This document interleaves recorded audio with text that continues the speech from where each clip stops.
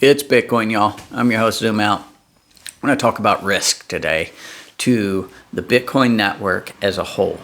So, what inspired me to talk about this is that in the past week, there was a collapse in one of the top 10 projects in the crypto world. And that was something called Luna that had a stablecoin called UST attached to it. And I'm not going to get into the details of that, but it failed because there was a flaw in the algorithm. So it did what it was programmed to do, and something happened that caused the program to go into what's called a death spiral. So it watered down its own asset by a lot by producing a whole bunch of tokens, and it ended up dropping the value, and people lost a lot of money. Some people lost millions of dollars, multi-millions of dollars. So it was the flaw existed in the algorithm itself. Now, what's the possibility of Bitcoin having a flaw like that? Well, there is a risk. And so I'm going to explain it. First, I'm going to start with it's been in existence for 13 years, and there's never been an issue. So the value of Bitcoin is derived from its monetary policy never being changed. That is how often the money is distributed, how it is distributed, the process by which it's distributed. And I have videos in the past that talk about these specific things and break it down, and then that only 21 million will ever become into existence. And that algorithm has never been broken. It's never been changed. It's never been hacked. Now, there's something called a fork. A fork, and when you're talking about code, you're talking about a change in the code. That's it. That's all a fork means.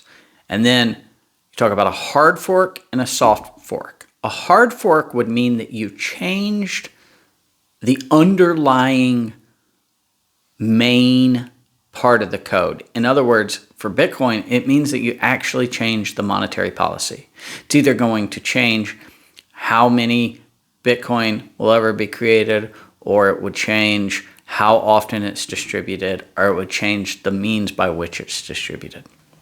And so there have been hard forks in the past, but when a hard fork happens, it ceases to be Bitcoin and it becomes something else. That's the design of this thing. So there's something called Bitcoin Cash, and there's one called Bitcoin SV.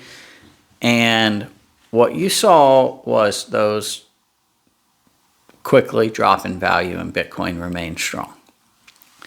Now, there's also a soft fork. And a soft fork might change something that doesn't change the monetary policy of Bitcoin, but it changes something to allow some type of innovation to occur that's positive in nature. So there was an example where it was possible to change it to where micropayments, meaning smaller payments, so purchases at restaurants or stores where you're just buying stuff that you would in everyday life, that those could happen more efficiently, which means they could happen faster and cheaper. So they cost less of a transaction fee and they happen instantaneously. And that was a soft fork that did go through. And that takes a consensus, it takes an agreement from people from all over the world running nodes, running Bitcoin nodes. I've talked about some of that in my past, but don't get bogged down in that. Over 51% of them have to agree on it. Now, here's the issue, is that if it works, then it allows new innovation. And so this one worked, and Lightning Network is one of the innovations that was created on top of Bitcoin. And it's what's going to allow you to use your Cash App to pay for your McDonald's in the near future. That wouldn't have been possible without this soft fork. And so there can be really good things, but when you make a change to the code, if you introduce a bug, meaning a way for a hacker to get in and change the monetary policy to mess with the system, then that would kill it. That would send the value to zero, because the value is derived from the fact that none of those things have ever been changed. That Bitcoin's security has never been discredited, and that the monetary policy has never been changed.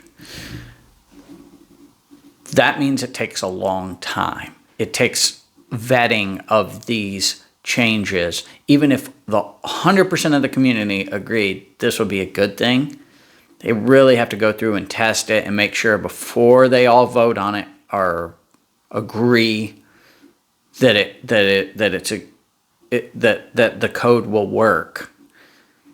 They have to be as close to 100% sure as they can that they're not introducing a bug.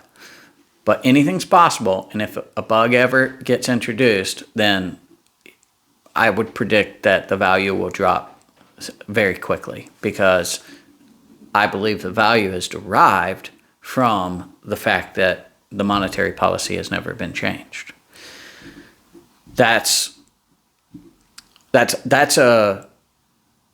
Sounds like a scary thing, but what you have is literally the entire people from all the countries in all the world, looking at this and making sure and vetting it and making sure. And so it's a slow process. So it takes time for things to change, years of them really making sure, even if they all agree it'd be a good thing, to make sure that the code is right. So it's unlikely.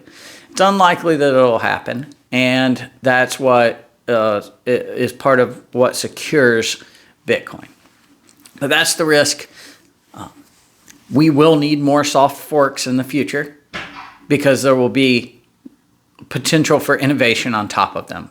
And something like Ethereum, for example, was built because Lightning Network didn't exist.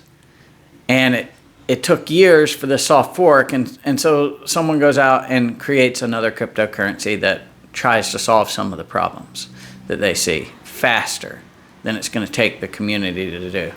Now, who knows? Ethereum might be very successful in the long run. It's got some success today. But the idea that Bitcoin can, over time, do everything it needs to do is, it exists, it's there, it can happen through soft forks, it just has to be done carefully. And so patience and a slower adoption time is what you want to see. All right, that's all I got. That is it. That is the risk long term to Bitcoin. Price can go up and down, but as a long term vision, it should go up in value over time with more adoption, as long as everyone can trust that the underlying algorithm that controls the monetary policy itself stays intact. Hope you enjoyed this video. Hit the like and subscribe, show your friends via the share button, and I will talk to you soon.